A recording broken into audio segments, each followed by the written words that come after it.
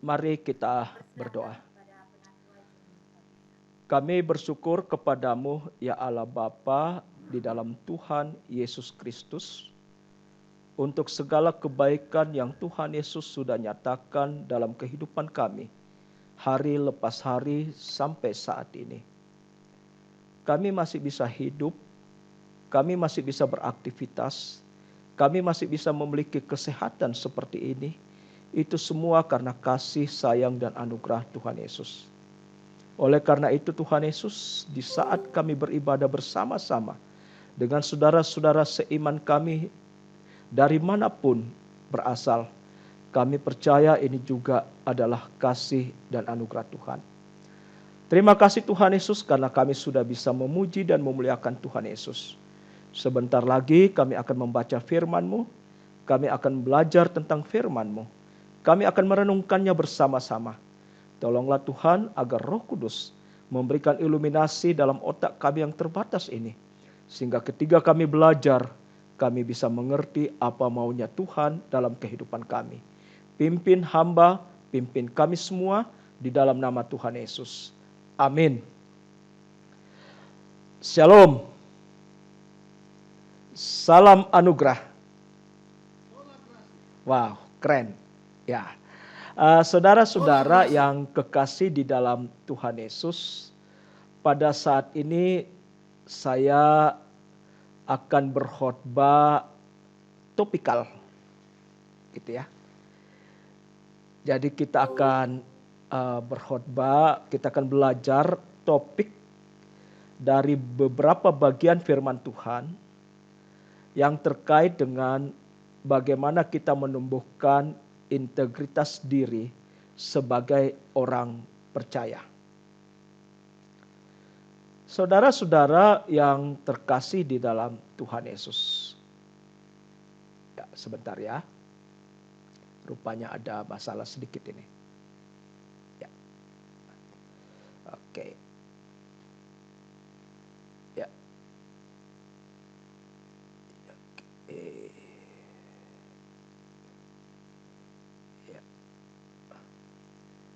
Oke, mengapa integritas diri orang percaya itu penting untuk kita pahami, untuk kita kaji bersama-sama? Karena persoalannya saudara-saudara itu terkait dengan bagaimana kita bisa setia di dalam menjalani hidup ini bersama dengan Tuhan Yesus yang kita percayai itu adalah Tuhan dan Juru Selamat kita. Kita dimintakan oleh Rasul Paulus di dalam firman-Nya untuk tidak menjadi petinju yang sembarang memukul. Sehingga demikian dalam kehidupan orang percaya itu nanti akan menjadi kehidupan yang betul-betul bisa memanfaatkan energi yang ada padanya itu untuk hidup benar-benar sebagai orang percaya. Saudara-saudara yang kekasih di dalam Tuhan. Alasan lain mengapa integritas itu perlu kita pahami. Orang percaya itu perlu memiliki integritas diri. Karena satu, ada ancaman serius di dalam melaksanakan tugas kita sebagai orang-orang yang sudah diselamatkan. Ancaman serius itu terkait dengan efektivitas bagaimana kita mengabarkan berita baik kepada semua umat. Ancaman serius itu terkait juga dengan efektivitas bagaimana kita membangun jemaat yang betul-betul berdasarkan Injil anugerah Allah, berdasarkan kebenaran-kebenaran firman Tuhan. Kadangkala kita diperhadapkan pada satu pengelolaan yang tidak mengarahkan pada bagaimana Injil itu betul-betul menjadi pondasi dalam kehidupan orang percaya. Bagaimana jemaat itu tidak dibangun berdasarkan kebenaran-kebenaran Alkitab. Seringkali kita membesarkan jemaat, membangun jemaat itu berdasarkan kebenaran-kebenaran sosial. Yang jujur saja, kalau kita mau katakan bahwa ada kebenaran-kebenaran sosial yang manusia terima, tapi itu tidak sama atau tidak diterima oleh kebenaran Injil. Oleh karena itu, integritas menjadi penting untuk kita kumandangkan, untuk kita pelajari. Apakah di dalam firman Tuhan itu juga bicara tentang integritas? Itu poin pertama. Poin yang kedua, saudara-saudara, mengapa topik ini saya angkat? Karena bisa jadi ada kasus-kasus tertentu. Di dalam jemaat kita ada orang-orang tertentu mengatakan begini, buat apa saya ke gereja? Teman saya dari remaja sampai tua saja, hidupnya di gereja terus, tetapi omongannya itu tidak bisa dipegang atau tidak bisa dipercaya. Atau mungkin juga ada kasus yang mengatakan begini, ayah saya itu sudah bersumpah bahwa seumur hidup ia tidak mau masuk gereja. Mengapa? Karena pada waktu muda ia pernah ditipu oleh seorang majelis gereja. Ia pernah ditipu oleh anak-anak Tuhan yang lain. Integritas itu juga menjadi penting karena bisa jadi kasus hamba Tuhan. Kita semua hamba Tuhan ini. Diklaim, dikatakan begini, kok seperti itu? Apanya yang perlu kita teladani? Saudara-saudara yang kekasih di dalam Tuhan Yesus, mari kita lihat firman Tuhan di dalam 1 Timotius pasal 4 ayat yang ke-16. Saya berharap kita semua bisa membaca firman Tuhan ini. 1 Timotius 4 ayat 16. Di situ dikatakan begini, awasilah dirimu sendiri dan awasilah ajaranmu. Bertekunlah dalam semuanya itu, karena dengan berbuat demikian, engkau akan menyelamatkan dirimu dan semua orang yang mendengarkan engkau. Ayat ini bicara tentang substansi integritas. Bagaimana diri kita sendiri harus kita selalu awasi. Bagaimana ajaran yang kita pahami itu juga harus seringkali kita awasi. Kita seringkali melakukan jajanan ajaran. Kita seringkali mencari, mengupdate pemahaman kita tanpa melakukan pengawasan terhadap ajaran yang kita sudah miliki. Bagi orang-orang gereja Alkitab Anugerah, itu jelas substansi atau struktur berpikirnya di dalam mengembangkan atau membangun ajarannya itu adalah berdasarkan struktur berpikir dalam dispensasi anugerah. Tetapi karena alasan ingin mengembangkan, alasan ingin mengupdate ajaran, seringkali kita kebablasan sehingga kita tidak melakukan pengawasan lagi terhadap ajaran-ajaran kita. Kita mencampur adukan karena menganggap itu baik, menganggap itu terkini. Tetapi waspadalah bahwa seringkali yang dianggap baik atau yang dianggap terkini itu tidak selalu sama atau mengikuti struktur berpikir, struktur di dalam belajar dispensasi, teologi dispensasi. Di dalam ayat ini juga berbicara tentang substansi dari integritas, yaitu mengawasi diri, mengawasi ajaran itu harus kita lakukan dengan ketekunan. Kita harus tekun. Tekun ini artinya konsisten. Tekun ini artinya bahwa tidak akan tergoyahkan. Tekun di sini artinya melakukan hal itu. Selalu melakukan hal itu. Berulang-ulang tanpa berbeda dari hari ke hari. Kemudian ada yang perlu kita waspadai juga di dalam substansi integritas itu adalah bahwa ada dua tujuan di sana, yaitu kita menyelamatkan diri kita dan kita juga menyelamatkan semua orang yang kita layani, semua orang yang mendengarkan kita. Dengan demikian saudara-saudara, mengapa integritas itu menjadi penting untuk kita renungkan selalu?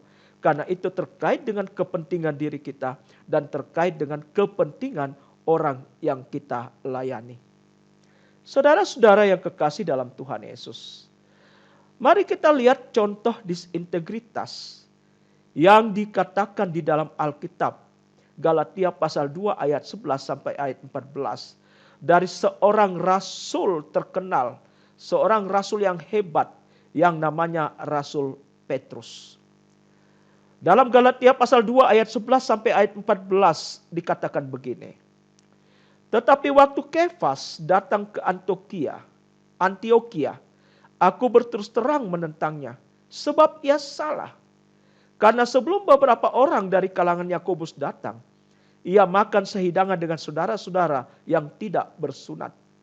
Tetapi setelah mereka datang, ia mengundurkan diri dan menjauhi mereka karena takut akan saudara-saudara yang bersunat. Dan orang-orang Yahudi yang lain pun turut berlaku munafik dengan dia, sehingga Barnabas sendiri turut terseret oleh kemunafikan mereka. Tetapi waktu kulihat bahwa kelakuan mereka itu tidak sesuai dengan kebenaran Injil, aku berkata kepada Kefas di hadapan mereka semua, jika engkau seorang Yahudi hidup secara kafir dan bukan secara Yahudi, bagaimanakah engkau dapat memaksa saudara-saudara yang tidak bersunat untuk hidup secara Yahudi? Saudara-saudara, ayat ini harusnya kita kaji secara mendalam. Karena praktek-praktek dalam kehidupan dan penginjilan yang kita lakukan seringkali sama dengan Petrus. Saudara-saudara, kalau kita melihat apa yang dilakukan Petrus, apa sih salahnya sebenarnya? Kalau ia duduk sehidangan dengan orang-orang tak bersunat, apa yang salah di sana? Bukankah dia ingin bersosialisasi? Bukankah dia ingin berbaik-baikan dengan orang yang tidak bersunat itu? Alasan-alasan yang baik bisa kita munculkan. Tetapi kemudian saudara-saudara, Rasul Paulus dalam Galatia pasal 2 ayat 11 sampai 14 mengatakan tidak. Petrus, kamu salah. Mengapa kamu salah? Karena kamu duduk sehidangan dengan saudara-saudara yang tidak bersunat. Karena bagi Rasul Petrus itu tidak boleh. Bagi Israel Yahudi itu tidak boleh.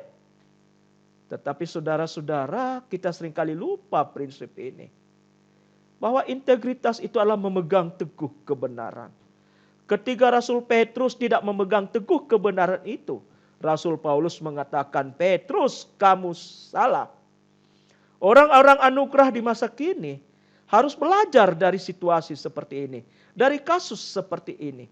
Sehingga demikian kita tidak boleh dengan alasan baik apapun, kalau kemudian itu berbeda dengan kebenaran Injil anugerah Allah, maka kita harus mengatakan tidak boleh. Dan saudara-saudara, kalau kita melanggar kebenaran itu, maka banyak sekali yang akan terseret dalam pelanggaran-pelanggaran itu. Rasul Petrus menyeret Barnabas. Rasul Petrus menyeret orang-orang lain supaya bersikap munafik. Rasul Petrus menyeret orang-orang Yahudi. Sehingga demikian mereka bisa melakukan hal-hal yang tidak sesuai dengan kebenaran pada waktu itu. Saudara-saudara yang kekasih, mari kita lihat bagaimana ini ya, Rasul Petrus itu cari posisi aman rupanya. Mengapa dia akhirnya berkompromi mau duduk sehidangan dengan orang-orang tak bersunat? Cari posisi aman. Ya, supaya kita bisa diterima oleh semua orang. Dia tidak bertanggung jawab. Mengapa? Karena dia tidak memegang teguh kebenaran. Dia tidak berani, dia takut, saudara. Dan kemudian dia tidak menunjukkan kepedulian. Mengapa? Karena kalau dia melakukan itu, dia bisa menyeret orang-orang lain dalam satu kesalahan yang sama. Dia tidak peduli. Petrus tidak konsisten. Petrus munafik. Petrus melanggar kebenaran Injil. Petrus menyeret orang lain berlaku munafik. Saudara-saudara, jadi kalau begitu sebenarnya apakah yang dimaksud integritas dalam firman Tuhan? Integritas dalam firman Tuhan itu rumusnya begini. Kalau Pak Penatua Medi Tamoron ini langsung mengatakan, ya ini karena Pak Penatua Joni Pabisa orang matematika ini. Jadi sudah mulai kasih rumus-rumus lagi. Tidak. Saya cuma ingin memberikan kemudahan saudara-saudara yang kekasih dalam Tuhan Yesus. Y yakini, diyakini. P dipikirkan, U diucapkan, L dilakukan, K kompromi. Integritas adalah bagaimana terjadinya harmonisasi, terjadinya kesesuaian, terjadinya kesamaan antara apa yang kita yakini, apa yang kita pikirkan, apa yang kita ucapkan, dan apa yang kita lakukan. Terlihat ataupun tidak terlihat dalam kumpulan orang percaya ataupun bukan kumpulan orang-orang percaya, dengan dilandasi oleh kebenaran-kebenaran firman Tuhan dan tanpa kompromi. Saudara-saudara, kita nggak bisa kompromi, saudara. Jadi kalau mau bicara integritas hidup orang percaya, hidup sebagai anak-anak Tuhan, maka kita tidak bisa kompromi pada kebenaran-kebenaran di luar firman Tuhan. Yang menempati otoritas tertinggi, hierarki hukum tertinggi adalah kebenaran firman Tuhan. Harmoni, terjadinya kesesuaian, terjadinya kesamaan antara apa yang kita imani, apa yang kita yakini, apa yang kita pikirkan, apa yang kita ucapkan, apa yang kita lakukan, terlihat ataupun tidak terlihat, dalam kumpulan orang percaya ataupun bukan orang percaya, dan selalu dilandasi dengan kebenaran-kebenaran firman Tuhan, tanpa kompromi. Jadi nggak boleh kompromi, saudara. Nggak boleh mengatakan, itu boleh. Oh itu, ya maklumi aja lah. Nggak boleh, saudara. Tidak boleh. Kalau mau bicara integritas hidup orang percaya, maka A adalah A, benar adalah benar, salah adalah salah. Kalau sesuai dengan firman Tuhan, ya. Kalau tidak sesuai dengan firman Tuhan, tidak. Oleh karena itu kalau kita belajar dari kisah-kisah para rasul, ketika dia dilarang untuk menyampaikan tentang nama Yesus, kemudian rasul itu mengatakan, manakah yang harus aku lakukan? Menyenangkan hati Tuhan atau menyenangkan hati manusia? Dan keputusan yang diambil adalah, aku tidak akan menyenangkan hati manusia, tetapi yang aku akan senangkan adalah hati Allah. Itulah integritas, saudara.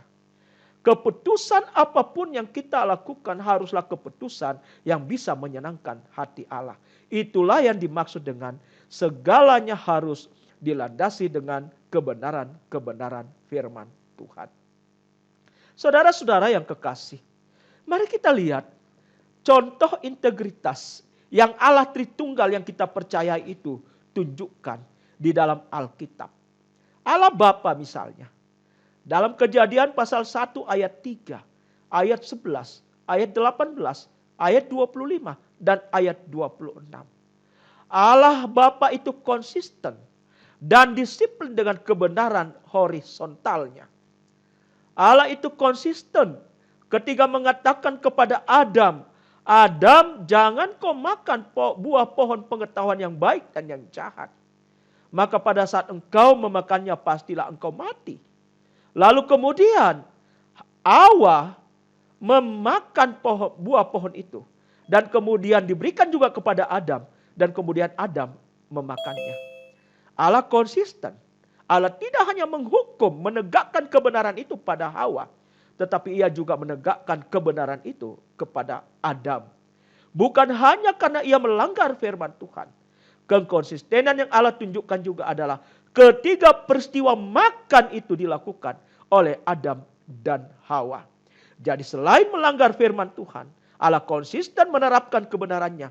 Allah juga konsisten pada bagaimana Allah menunjukkan bahwa ada perilaku yang salah yang kamu lakukan di sana, yaitu memakan buah pengetahuan dan yang baik dan jahat itu. Saudara-saudara, Allah itu adil. Allah itu konsisten menyatakan keadilannya. Allah itu adil dengan pengaturan berdasarkan prinsip dispensasionalnya. Allah tidak pernah mencampur adukkan kebenaran-kebenaran berdasarkan dispensasinya. Allah tidak. Kecuali ada kebenaran-kebenaran yang berlaku horizontal.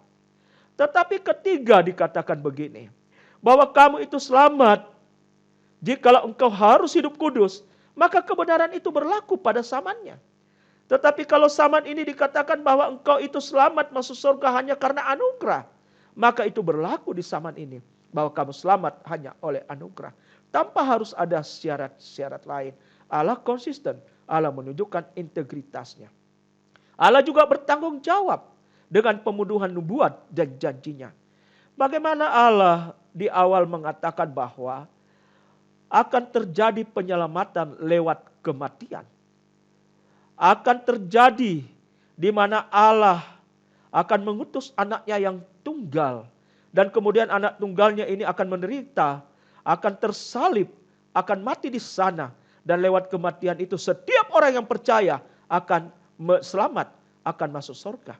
Allah bertanggung jawab dan Allah memenuhi nubuat dan janjinya. Saudara-saudara, Allah konsisten.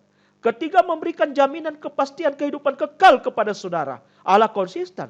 Allah bertanggung jawab dengan janjinya. Dan ia tidak akan pernah berubah dengan janjinya. Sekalipun saudara akhirnya juga dalam perjalanan hidup ini akan jatuh dalam dosa. Allah tidak akan pernah berubah. Bertanggung jawab dengan apa yang sudah dikatakannya. Bahwa sekali engkau selamat, tetap akan selamat. Sekali engkau menerima Kristus Yesus dalam kehidupanmu, maka Kristus itu akan selalu berdiam dan akan menjadi garansi bagi kita untuk pasti ke sorga.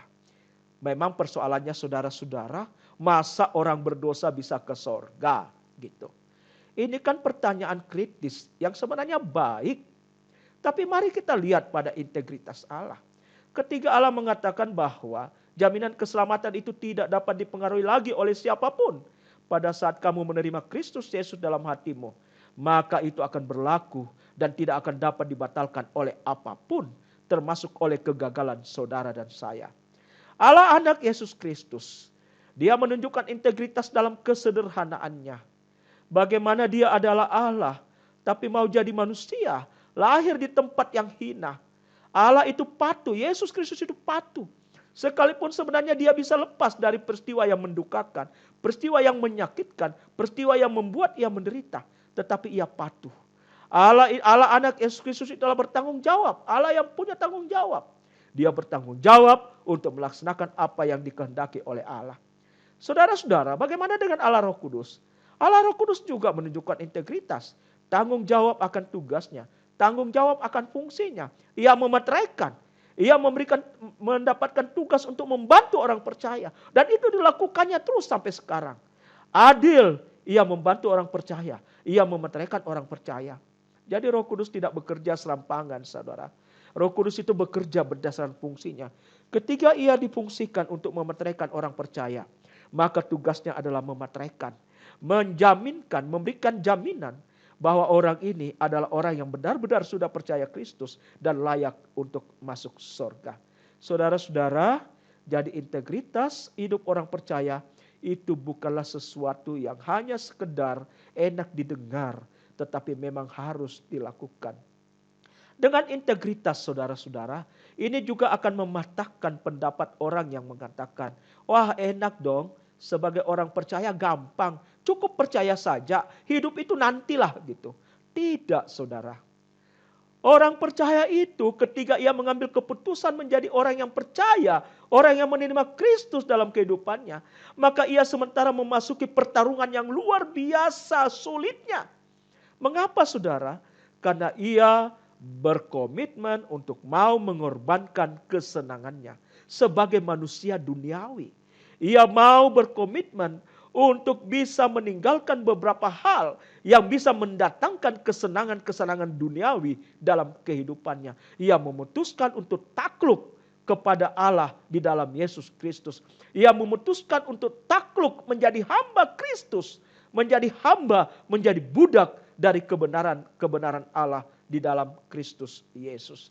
Jadi saudara-saudara, menjadi orang percaya, orang yang sudah dikuduskan, orang yang sudah diselamatkan, orang yang sudah mengakui Kristus Yesus sebagai Tuhan dan Juru Selamat, itu adalah keputusan yang sangat sulit, keputusan yang sungguh luar biasa. Kenapa? Karena ia bersedia menderita. Jadi kalau saudara-saudara mengaku sebagai orang Kristen, dan kemudian mengatakan bahwa hidup itu enteng saja, maka saya ingin mengatakan bahwa ayo Mari kita lihat kembali iman kita. Mari kita lihat kembali, apakah iman kita itu sudah benar? Apakah iman kita itu sudah sehat? Apakah iman kita itu betul-betul sudah bertaut kepada Kristus? Kita percaya bahwa Kristus itu adalah Tuhan dan Juru Selamat. Kita mengakui dalam mulut. Kita mengakuinya dengan mulut kita. Dan mengakuinya juga dalam tindakan perilaku kita. Saudara-saudara yang kekasih dalam Tuhan Yesus. Mari kita lihat bentuk integritas orang percaya dalam kehidupannya. Saudara-saudara, pertama kita lihat 1 Korintus pasal 10 ayat 31. Bagaimanakah bentuk integritas orang percaya dalam kehidupannya itu? Aku menjawab, jika engkau makan atau jika engkau minum, atau jika engkau melakukan sesuatu yang lain, lakukanlah semuanya itu untuk kemuliaan Allah. Integritas adalah sebuah perjuangan, dan itu adalah catatan hari ini, bukan catatan kemarin. Integritas tidak mengenal historika, tetapi integritas selalu menunjukkan kekinian. Karena integritas itu adalah apa yang dinyatakan saat ini. Engkau kemarin boleh saja tidak berintegritas, tetapi hari ini engkau bisa berubah menjadi orang yang berintegritas. Engkau kemarin mungkin saja tidak memiliki kepastian keselamatan, tapi hari ini engkau bisa saja memiliki kepastian keselamatan. Oleh karena itu saudara-saudara, sebagai orang percaya, maka integritas dalam kehidupannya itu dia harus mengharmonikan, menyelaraskan, menyesuaikan segala sesuatu yang dilakukannya itu, supaya bisa memuliakan Allah. Itulah integritas. Jadi segala sesuatu yang kita lakukan, apapun bentuknya, maka kita akan berusaha mengharmonikannya itu sehingga betul-betul bisa memuliakan Allah. Jikalau kemudian satu tidak memuliakan Allah, maka itu bukan integritas. Kemudian dalam Galatia pasal 1 ayat yang ke-10. Jadi bagaimana sekarang? Adakah ku cari kesukaan manusia atau kesukaan Allah? Adakah ku coba berkenan kepada manusia? Sekiranya aku masih mau mencoba berkenan kepada manusia, maka aku bukanlah hamba Kristus.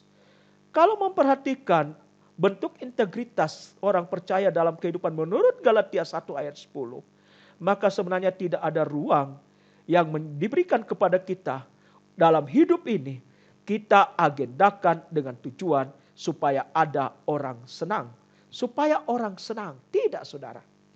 Agenda target hidup kita itu haruslah bagaimana Allah senang. Itulah integritas.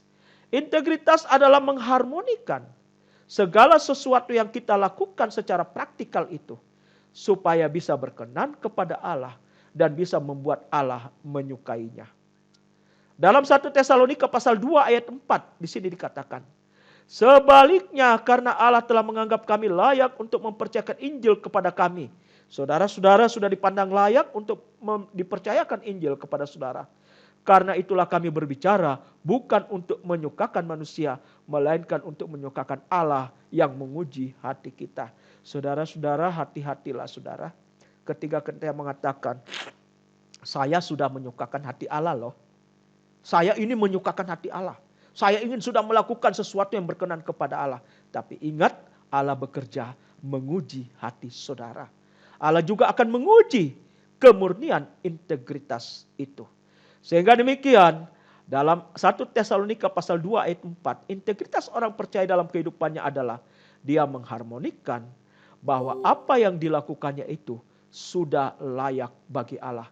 Baik dalam berbicara, dalam bertindak, dalam bersaksi, dan lain sebagainya. Dalam 1 Timotius pasal 6 ayat 11. Tetapi engkau hai manusia Allah, jauhilah semuanya itu, kejarlah keadilan, ibadah, kesetiaan, kasih, kesabaran, dan kelembutan. Integritas di sini adalah bagaimana kita mengharmonikan hidup kita sehingga betul-betul bisa menunjukkan bahwa kita adalah manusia Allah. Dalam 2 Timotius pasal 3 ayat 17, dengan demikian tiap-tiap manusia kepunyaan Allah diperlengkapi untuk setiap perbuatan baik. Jadi saudara-saudara, tidaklah benar kalau kemudian dikatakan bahwa perbuatan baik bagi orang percaya itu adalah hal yang tidak penting. Perbuatan baik bagi orang percaya itu adalah penting. Karena dengan demikian 2 Timotius 3 ayat 17 diperlengkapi, Allah sendiri memperlengkapi saudara dengan perbuatan baik. Memang benar bahwa perbuatan baik itu bukanlah syarat untuk masuk ke sorga. Tetapi perbuatan baik itu adalah bentuk harmoni, bentuk integritas kita sebagai orang yang sudah percaya, sebagai orang yang sudah diselamatkan. Sehingga perbuatan baik menjadi penting untuk kita lakukan dalam kehidupan kita sehari-hari. Bagaimana dengan Efesus pasal 2 ayat 8 dan sampai 10? Saudara-saudara, ayat ini adalah ayat yang sangat dekat dengan saudara. Ayat ini adalah ayat yang sungguh-sungguh saudara sudah kenal. Karena kasih karunia kamu diselamatkan oleh iman, itu bukan hasil pekerjaanmu, bukan hasil perbuatanmu. Jangan ada orang yang memegahkan diri. Karena kita ini adalah ciptaan Kristus yang diperlengkapi dengan pekerjaan baik, dan Allah ingin agar kita hidup di dalamnya. Saudara-saudara, pertanyaan kritis dari ayat 8 adalah, mengapa saudara-saudara itu dikatakan bahwa saudara selamat hanya karena iman? Itu pertanyaan kritisnya. Mengapa saudara bisa selamat hanya karena oleh iman? Saudara-saudara, jawabannya sederhana. Ayat 10. Kalau kita beriman, maka kita menjadi ciptaan baru dalam Kristus. Sehingga demikian, karena kita sudah menjadi ciptaan baru dalam Kristus, kita sudah berada dalam Kristus, maka iman itu yang menjadi mediator itu akhirnya kita bisa selamat. Karena kita menjadi ciptaan dalam Kristus, kita akan mendapatkan kasih karunia Allah. Keselamatan adalah kasih karunia. Kasih karunia itu kita bisa peroleh karena kita beriman. Iman itulah yang membuat kita bisa diciptakan dalam Kristus Yesus. Saudara-saudara, dan kemudian pada Efesus pasal 2 ayat 8 sampai 10 juga mengatakan bahwa ketika kita sudah diciptakan dalam Kristus Yesus, maka Allah memberikan anugerah lain kepada kita, yaitu anugerah untuk melakukan pekerjaan baik. Saudara-saudara, itulah konsekuensi mengapa saudara itu dituntut untuk menjadi saksi Kristus. Itulah konsekuensi mengapa saudara itu diberikan tugas utama untuk menyampaikan Injil kepada banyak orang. Sehingga Allah dimuliakan. Karena Allah memperlengkapi saudara di sana dengan kemampuan untuk melakukan pekerjaan baik. Dan Allah ingin saudara hidup dalam pekerjaan baik itu. Saudara-saudara yang kekasih dalam Tuhan Yesus. Jadi kembali lagi bahwa integritas bagi orang percaya itu adalah sesuatu yang mutlak ditunjukkan dalam kehidupan orang-orang percaya. Jangan lagi kita menunjukkan ada perbedaan apa yang ada di pikiran kita, apa yang ada di hati kita, dan apa yang kita ucapkan dan kita lakukan. Di tempat manapun harus harmoni, harus selaras, harus sama. Saudara-saudara, ini contoh sederhananya bagaimana kita bisa menerapkan nilai-nilai integritas dalam keseharian hidup orang percaya. Mari kita jujur karena kita manusia Allah. Mari kita peduli karena kita adalah orang yang sudah diselamatkan. Mari kita mandiri karena kita memiliki kekuatan yang Allah yang dahsyat. Mari kita disiplin karena Allah pun tidak pernah melanggar janjinya. Mari kita bertanggung jawab karena Allah menunjukkan tanggung jawab yang luar biasa. Mari kita bekerja keras. Yesus pun sudah menunjukkan kerja kerasnya di dalam melaksanakan kehendak Allah. Mari kita sederhana saja karena Allah pun di dalam Kristus Yesus menunjukkan kesederhanaan. Mari kita berani untuk menanggung apapun yang kita lakukan. Karena Yesus sendiri sudah menunjukkan keberaniannya lewat kematiannya di kayu salib. Ia berani untuk menanggung derita itu. Mari kita adil karena Allah pun adil menyatakan integritas di dalam keputusan-keputusan yang diambilnya. Dan saudara-saudara, dalam mempraktekkan nilai-nilai integritas ini, marilah kita sertai dengan kesabaran. Marilah kita sertai dengan kasih karena Allah pun melakukannya dalam kasih. Saudara-saudara, semoga iman kita menjadi iman yang sehat. Semoga rohani kita terimun dengan beberapa bacaan firman Tuhan ini. Dari topik bagaimana menumbuhkan integritas diri hidup orang percaya. Mari saudara-saudara, kita membangun gereja kita menjadi gereja yang berintegritas. Mari kita bangun komunitas kita, komunitas orang percaya adalah komunitas orang percaya yang berintegritas.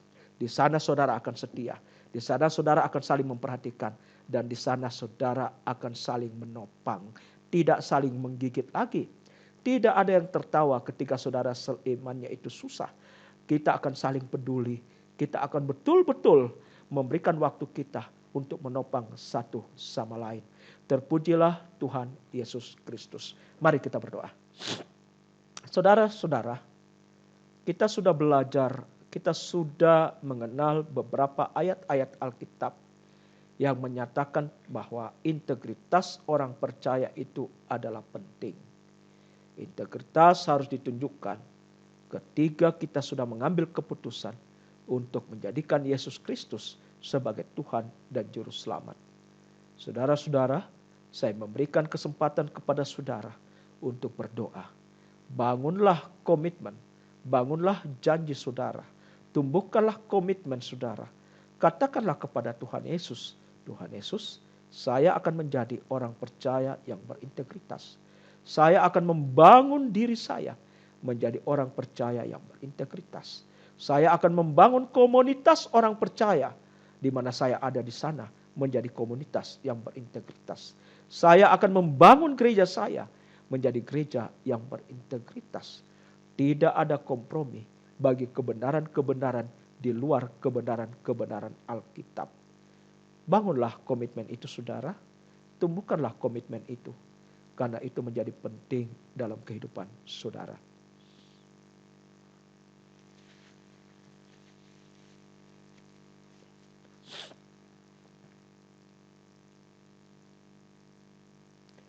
Tuhan Yesus Allah yang perkasa. Engkau yang menguji hati setiap anak-anak Tuhan yang saat ini berdoa.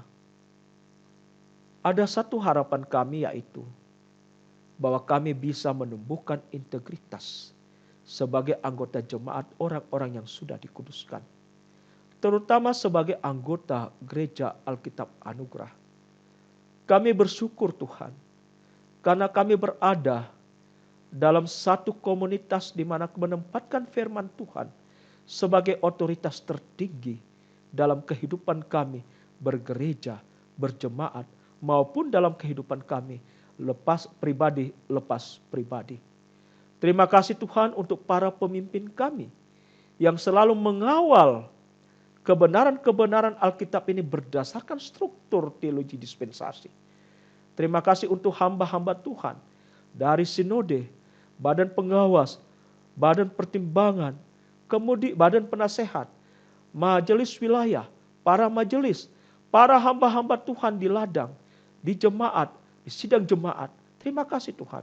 Banyak pemimpin-pemimpin gereja yang mengawal ajaran-ajaran ini. Sehingga kami tetap berada dalam struktur pengajaran yang benar. Sehingga demikian bisa menumbuhkan kesetiaan bagi kami. Bisa menumbuhkan semangat yang berdasarkan kebenaran-kebenaran firman Tuhan. Sehingga kami sebagai personal bisa memuliakan Allah. Dan kami juga bersama-sama sebagai jemaat bisa memuliakan Allah. Dan kami sebagai komunitas di Indonesia ini, dalam komunitas gereja Alkitab Anugerah, juga bisa memuliakan Allah. Berkati para pemimpin kami, berkati hamba-hamba Tuhan yang ada di wilayah Sulsel Rabar. Berkati setiap orang yang hidup berdasarkan kebenaran-kebenaran firman Tuhan. Terima kasih untuk komitmen yang kami bangun ini Tuhan. Dan biarlah kami menjadi orang-orang yang berintegritas sebagai orang percaya. Mulai hari ini, esok, dan seterusnya. Di dalam nama Tuhan Yesus kami sudah berdoa, kami sudah mengucap syukur. Amin.